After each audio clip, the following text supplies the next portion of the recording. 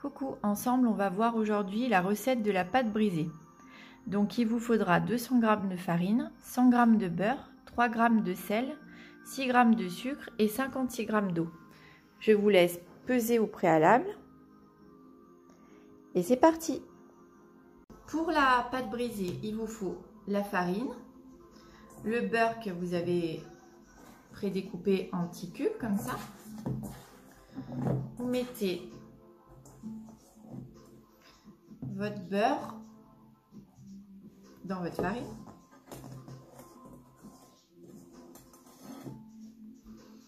Et vous allez rassembler ça doucement, sans écraser le beurre, du bout des doigts.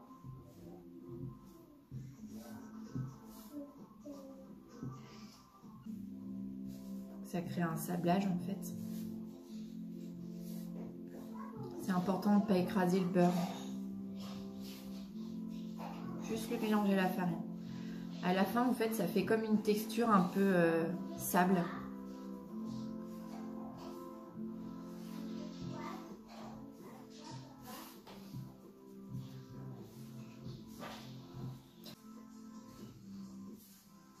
En ce temps, vous avez bien mis votre sucre et votre sel dans l'eau.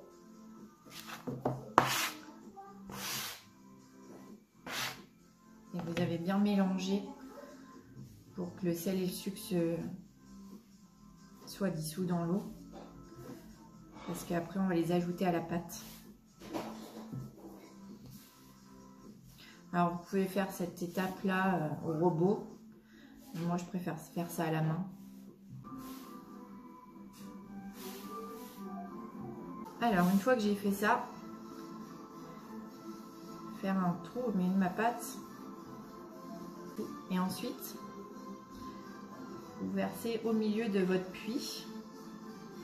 Vous prenez l'élément liquide, petit à petit, vous l'assemblez au reste.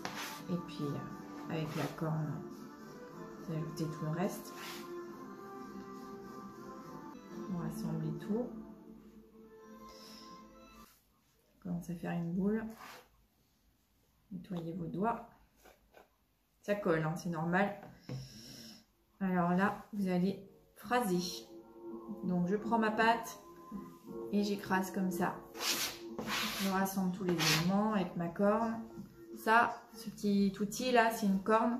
C'est hyper pratique. Je vous conseille d'en avoir bien 3-4. Je vous conseille de la prendre assez souple.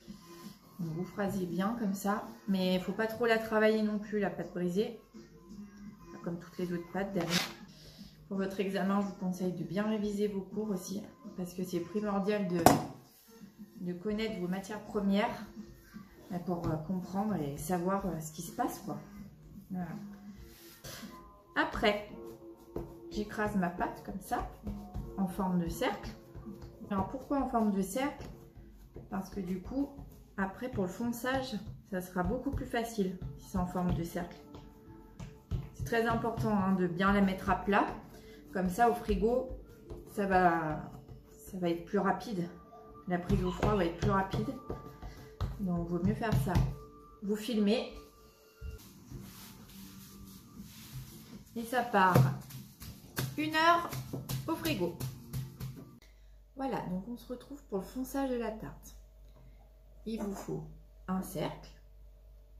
Donc ici, j'ai un cercle de 22 cm de diamètre. Il vous faut votre pâte brisée, bien sûr, qui est bien froide. De la farine, pour fleurer un peu. Une balayette, ça peut être bien pour nettoyer. Votre rouleau. Et une pince pour chiqueter. Donc, vous prenez votre pâte, vous fleurez.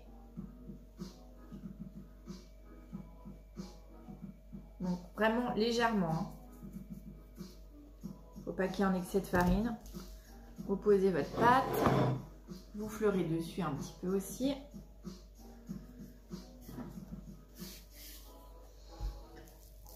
Vous étalez votre pâte. Vous la décalez d'un quart de tour.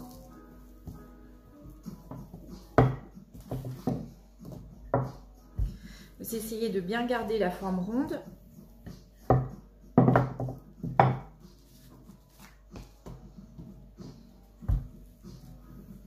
On la baisse à environ 2 cm. Si vous voyez que ça manque de farine, on refleure un coup, dessous et dessus.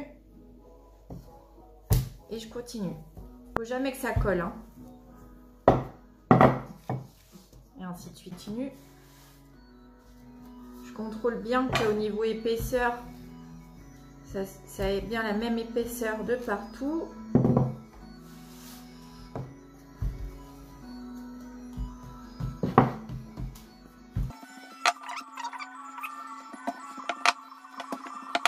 Faut vraiment pas que ça soit trop épais non plus, parce que quand vous allez mettre votre pâte sur votre cercle, après si la pâte est trop épaisse, ça fera des trop gros bords et c'est pas très bon à la dégustation. Donc moi je vous conseille vraiment de l'étaler à environ 2 cm. En fait, pour réussir son examen, il faut vraiment beaucoup, c'est beaucoup d'entraînement.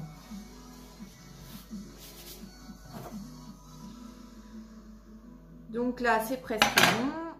J'étale encore un peu. Vous voyez. Je teste l'épaisseur de ma pâte. Je teste si j'ai assez sur les deux côtés.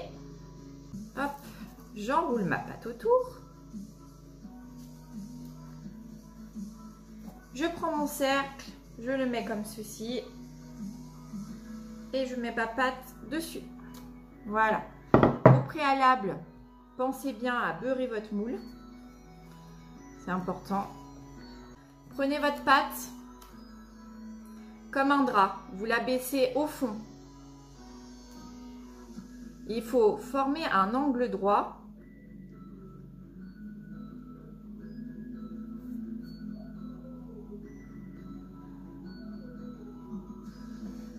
N'hésitez pas à tourner, hein. C'est plus simple pour vous. Voilà. Je prends ma pâte, je l'enfonce au bout et ainsi de suite. Je prends ma pâte, je l'enfonce au bout du cercle. Je vous conseille d'avoir les ongles bien courts parce que sinon vous allez faire des marques dans votre pâte. Comme un drap en fait, vous voyez. Une fois que j'ai fait ça, deuxième étape, je prends ma pâte.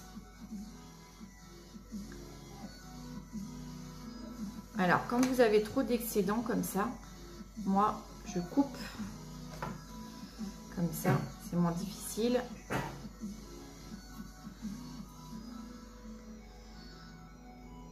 Et je tourne en cercle et je vais vérifier que ça soit bien droit, que ça ne fasse pas de plis. Avec votre pouce, vous appuyez comme ça ou avec les deux doigts comme ça, sans trop appuyer non plus parce qu'après il y a la trace de vos doigts, c'est pas joli. Et je tourne. Voilà, pareil là. Il y a un peu trop de pâte. Je la coupe avec un couteau. S'il y en a trop, ça me gêne. Je vérifie bien. Je tourne encore. Et ensuite, quand ça c'est fait, je vais veiller à garder un petit rebord. Vous voyez. Pas trop gros non plus, hein, parce que c'est pas très joli. Mais un petit rebord, vous voyez. Comme ici, là. Je pince, en fait, avec mes doigts. De manière assez uniforme. Plus ça sera uniforme, plus ça sera joli, hein. Comme d'habitude en pâtisserie. Pâtisserie, c'est de la précision et beaucoup d'esthétique aussi. Voilà, je pince. Je le rentre légèrement vers l'intérieur. Et une fois que j'ai fait ça, je prends mon rouleau Et je passe comme ça. Dans un sens et dans l'autre. Comme ça enlève tout le surplus. Bien sûr, le surplus, vous ne le jetez pas. Hein. Tout le petit rebord là qui est à l'intérieur, je vais le remonter. Donc, je le remonte.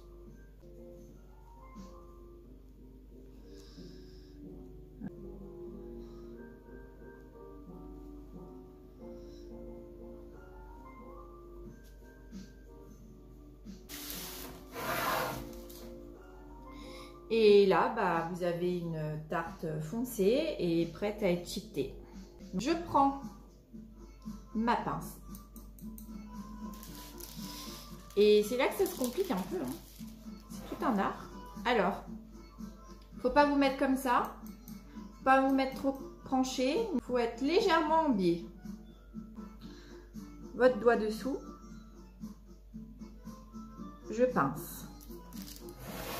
Je tourne, je pince. Il faut que ça fasse comme un tressage en fait.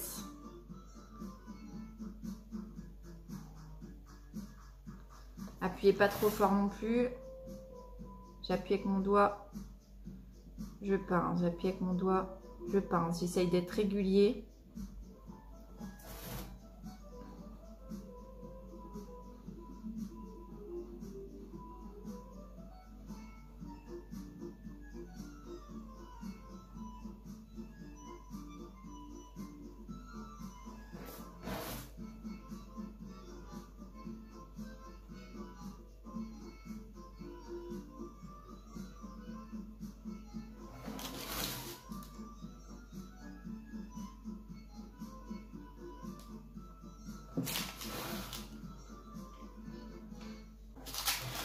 Et ainsi de suite. Hein.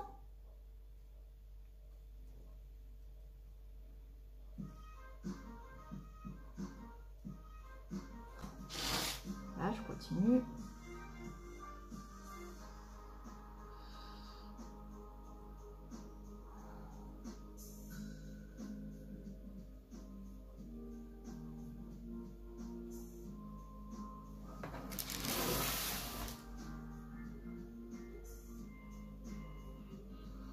Pinçage, il n'y a pas de miracle. Hein.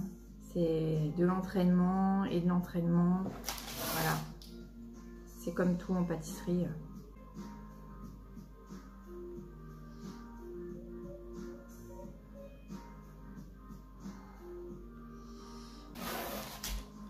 Et ensuite, ce que vous faites, c'est que bah, vous ajustez. Voyez. Et ben, je vous dis à une prochaine fois pour une autre vidéo.